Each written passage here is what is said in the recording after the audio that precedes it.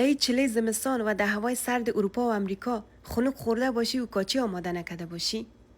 خود تو افغان نیستی. او هم ایت یک کاچی مزدار افغانی مادر پس که مادر دپیش چری جور میکرد منتظر میشتی که کی کاچی تیار شود و تو نوش جان کنی. بوی از او کاچی بسته خانه را میگرفت. بسیار آسان است و بسیار مزدار. همراه با ما باشین میریم آماده میکنیم. خب 2 گیلاس آرد ضرورت داریم. نیم قاشق نمک ضرورت داریم. 4 گیلاس آب ضرورت داریم. خوب اینا را با هم میکس میکنیم تا زمانی که آرد در بین آب خوب حل شود. و حال 1 قاشق بوره ضرورت داریم دوستان نازنین. او را میندازیم در یک دیگ و منتظر میشینیم تا که حالت براونی را به خود بگیره. 1 گیلاس آب اضافه میکنیم و میمانیم به جوش به و تعقیبش آردی که میکس کرده بودیم همراه با آب او را اضافه میکنیم و این را مدام شور میتیم. و اینجا شما ضرورت دارین 2 گیلاس آب کنار دستتان بانین و هر وقت شما میبینین که این سخت میشه داخلش کم کم آب اضافه کرده برین.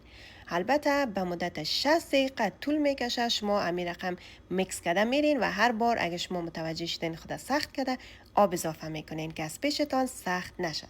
خب دوستای نازنین بعد از 1 ساعت شما ببینین که این چی رقم آماده میشه. در اینجا 1 قاشق از گلاب استفاده میکنیم و همچنان 1 قاشق چایخوری از پودر هیل استفاده میکنیم و این را خوب شور میتیم و میمانیم که دم بکشه در گاز بسیار کم و به مدت 10 دقیقه. 1 گیلاس شیر میمانیم گرم شوه و 3 قاشق بوره اضافه میکنیم دوستای. در اینجا دوستای نازنین 1 قاشق چایخوری هم هیل اضافه میکنیم میمانیم داغ شوه. اینجا هم روغن داغ میکنیم دوستای نازنین. سعی کنین کاچی آماده است. خوب وقتی شما میبینین کاچی آماده شد او را در یک ظرف کلان میندازین. 1 کاسه که در بینش میمانیم و همچنان امو شیره که همراه با هیل و شکر داغ کرده بودیم او را میندازیم در بین کاسه و این را با پسته یا چهارمغز یا هر میوه خشکی که شما دوست داشتین میتونین این را شما تزیین کنین.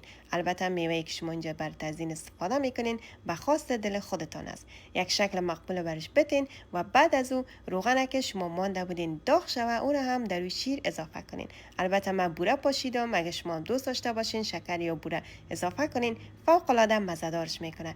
این کاچی مزه‌دار و خوش‌طعم آماده است دوستای نازنین. آماده کنین فول اف انرژی و همچنان گرمی به بدنتان میته. تا آخر زمستان شما اصلا خنک یا هوای سرد نمیفهمین. من 1 قاشق از طرف شما نوش جان میکنم تا که شما هم آماده کنین همه تو نوش جان کنین. جایی که تان خالی خیلی مزه‌دار بود.